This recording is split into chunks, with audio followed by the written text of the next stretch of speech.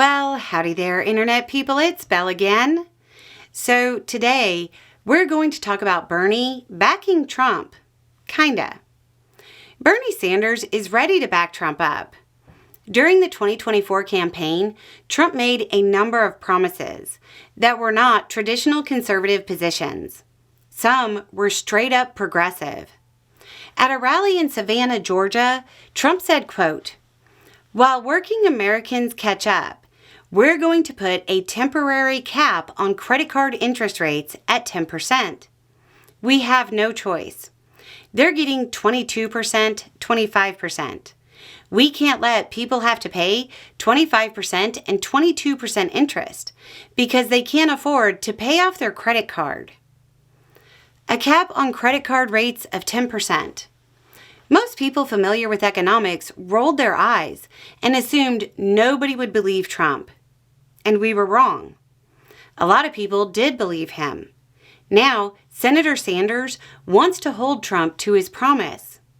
Shortly after Trump made his promise, Sanders put out a statement saying, quote, "I look forward to working with the Trump administration on fulfilling his promise to cap credit card interest rates at 10%. We cannot continue to allow big banks to make record profits by ripping off Americans by charging them 25 to 30% interest rates. That is usury." But in the last few days, Sanders brought it up again, saying, quote, "During the recent campaign, Donald Trump proposed a 10% cap on credit card interest rates. Great idea. Let's see if he supports the legislation that I will introduce to do just that." Obviously, that last line indicates that Sanders isn't totally sold on the idea that Trump wants to actually help those in debt. There's no clear public positioning from Congress on the issue. Most experts will tell you it's a horrible idea because credit will dry up for those with lower credit scores. Basically, credit card companies will say they're too much of a risk and deny them outright if they can't charge them high interest rates. But if there was a time when Congress might have the appetite for regulating credit cards' rates, it would be now.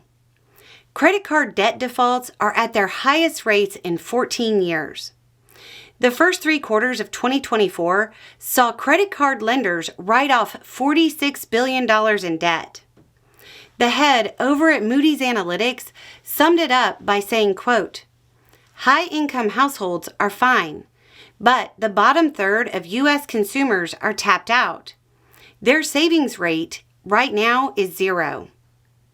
So, if there was going to be congressional action, now is the time to do it.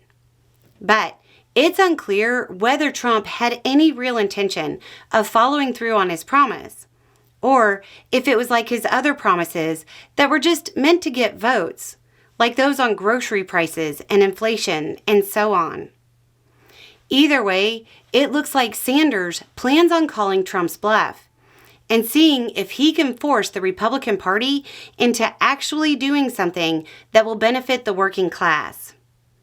I haven't seen the legislation, but I am really interested to see how they plan to address credit availability. Without something addressing credit availability for people with lower credit scores, despite the best of intentions, it'll only end up removing credit for the working class and lower interest rates for the rich. I've got a bit of faith in Sanders to see that ahead of time, though, so I'll keep an open mind. Anyway, it's just a thought. Y'all have a good day.